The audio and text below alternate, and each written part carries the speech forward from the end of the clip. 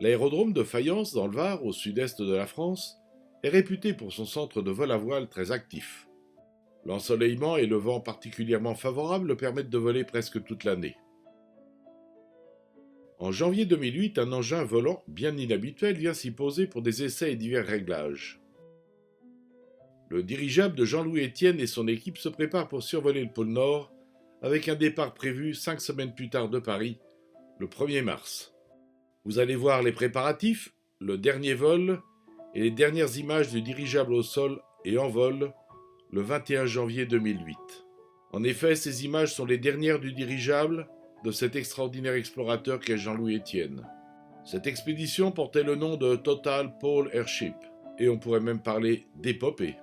Il devait survoler l'océan Arctique de part en passant par le pôle Nord et mesurer l'épaisseur de la banquise qui recouvre cet océan. Le lendemain, 22 janvier 2008, il fut détruit, enlevé par des vents très violents sur Fayence, dans des conditions météo uniques et tristement exceptionnelles. Outre les hommes au travail, vous allez découvrir l'équipement d'avionique et les conditions de vie qui étaient prévues.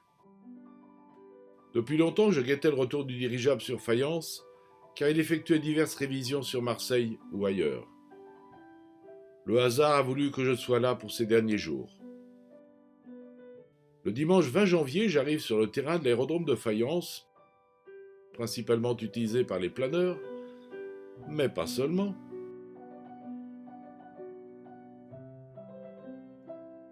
Et, dans une ambiance de promenade familiale, je découvre le dirigeable, l'équipe de pilotes, les mécaniciens et autres, mais Jean-Louis Etienne n'est pas présent ce jour-là. Fort bien accueilli par l'équipe, j'ai l'honneur de pouvoir pénétrer dans la nacelle. Fasciné par la lumière et l'intérieur du dirigeable, je peux aussi réaliser cette série d'images fantastiques. Nous en reparlerons plus loin.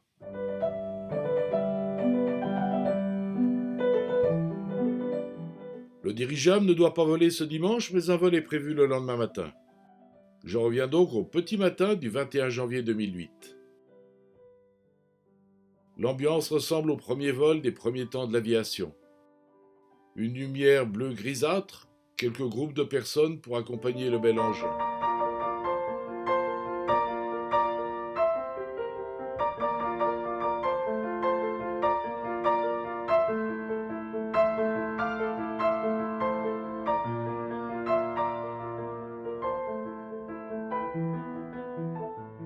Puis c'est l'envol.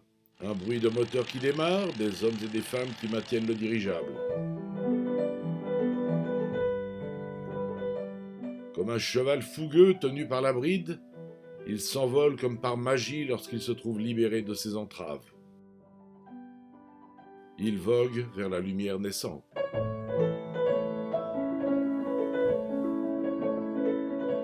Le pilote lui fait réaliser 2 tours au-dessus du terrain et se dirige vers la mer pour continuer à s'entraîner à voler à 30 mètres au-dessus de la mer. Il devait faire cela au-dessus du pôle Nord pour mesurer l'épaisseur de la banquise et apprécier ainsi la fonte des glaces. Chacun le sait, cette fonte inexorable risque fort d'avoir des conséquences désastreuses pour notre planète et pour tous les êtres qui la peuplent. Le dirigeable s'en va et disparaît au loin. Je n'attends pas son retour car un autre vol est prévu le lendemain matin. Le mardi 22 janvier 2008, lorsque j'arrive sur le terrain de Fayence, il règne une ambiance de pas normale. Une hécatombe d'avions et d'ULM dans tous les sens. L'immense terrain est vide, le dirigeable n'est plus là. Et le mât de 7 mètres auquel il était accroché la veille a disparu. L'idée qu'il ait été délocalisé me traverse un instant l'esprit, mais en fait, ce sont des rafales très violentes qui, au petit matin, vers 6h20, ont emporté le dirigeable comme un ballon d'enfant pour l'emporter s'écraser au loin à 600 mètres de là. Le dirigeable fut soulevé à la verticale, a dansé un moment sur le haut du mât avant d'être emporté, malgré ses 8 pieux d'ancrage de 4 cm de diamètre enfoncés sur 1,60 m de profondeur. La personne de quart, Mathieu Gauche, essaya bien de monter à bord, mais avec un tel vent, c'était utopique, et il a mieux valu qu'il ne puisse pas. Le mât a heurté un bâtiment de la zone industrielle, la nacelle a heurté une haie d'arbres avant de se déchirer sur une maison. La nacelle heurtant violemment le mur et réveillant très brutalement le couple de retraités. Fort heureusement, personne ne fut blessé. Ces images insoutenables pour les passionnés et les autres font mal, très mal. Elles signent la fin d'un rêve humain et scientifique.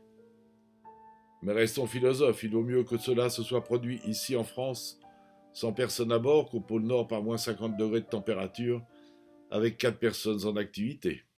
Il vaut mieux oublier pour ne conserver que la beauté de l'attelage des jours précédents et la magnificence de la démarche de celles et ceux qui l'ont animé.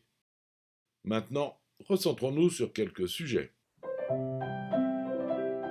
Au-dessus de la nacelle, on accède au ballon par ce trou d'homme et son intimité se révèle d'une admirable beauté.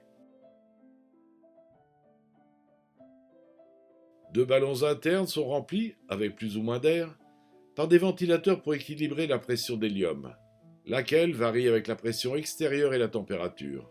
Ici, au fond, on voit que l'un des ballons est gonflé, et au premier plan qu'il ne l'est pas.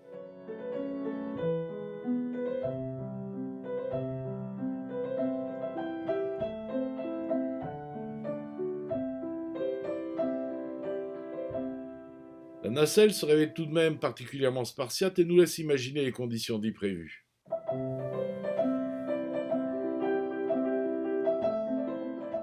Il y a de la place pour 7 aventuriers, téméraires si j'ose dire.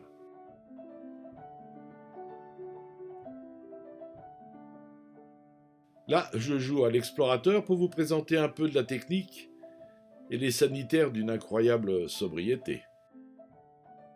Et la cabine de pilotage ne manque pas d'intérêt.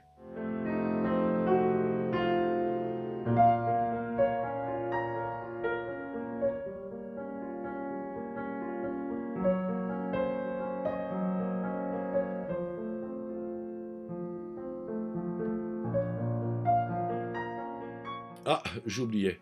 Ce dirigeable pèse 5 tonnes et il mesure 54 mètres de long pour un diamètre de 13 mètres 50 et il est gonflé par 5065 mètres cubes d'hélium. Pour piloter et diriger un dirigeable, il faut des pilotes et Dominique Manière était en charge de suivre la construction de celui-ci et l'instruction des futurs pilotes. Pilote d'essai chez Zeppelin, son carnet de vol est impressionnant, avec 8300 heures de vol en 2008. L'autre instructeur hyper qualifié était l'américain Corky Bélanger. Tous deux volaient en alternance tous les jours avec 2 ou 3 élèves qui se relayaient au poste de pilotage. Il fallait 6 pilotes. Mais pour voler, il faut aussi une solide équipe au sol. Ils étaient 12 sous la responsabilité d'Alex Travel, le chef d'orchestre qui dirigeait les phases de décollage et d'atterrissage. La nuit, les équipiers au sol se relayaient pour les quarts de surveillance. Entre les vols et souvent une partie de la nuit, Gérard Guérin et Gilles Laït assuraient l'entretien et la mécanique avec l'aide précieuse d'Alain Dreyer et Stéphane Lucchini. Pour finir, ou presque, il nous faut parler de la sonde nommée EM Bird, ce qui se traduit par oiseau électromagnétique. Un laser décrypte le relief supérieur de la banquise, entre 15 et 20 mètres au-dessus du sol ou de la mer, en temps réel. La partie inférieure de la banquise est analysée par un rayon électromagnétique basse fréquence. À l'avant de la sonde, une bobine émettrice et à l'arrière, une bobine réceptrice. On déduit l'épaisseur de la banquise en soustrayant les données du laser et des champs électromagnétiques. Les erreurs de mesurage dues à l'hétérogénéité des glaces sont corrigées en les comparant aux mesures faites au sol, mais aussi sous la banquise par un robot téléguidé. Et il y a aussi des plongeurs. Des tests furent réalisés un an auparavant, en avril 2007, à Bornéo, sur une base russe située à 100 km du pôle Nord. Un traitement informatique avait fourni de remarquables vues en tridimensionnel. Ce prototype était unique et la mission ne fut pas relancée.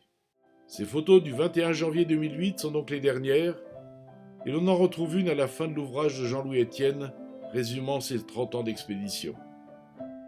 Dernière photo du dirigeable qui volait vers son dernier voyage, empli d'hélium mais aussi d'espoir, tout un symbole. Depuis 2008, Jean-Louis Etienne a relevé d'autres défis scientifiques et humains, couronnés de succès, en sus de tous les autres antérieurs.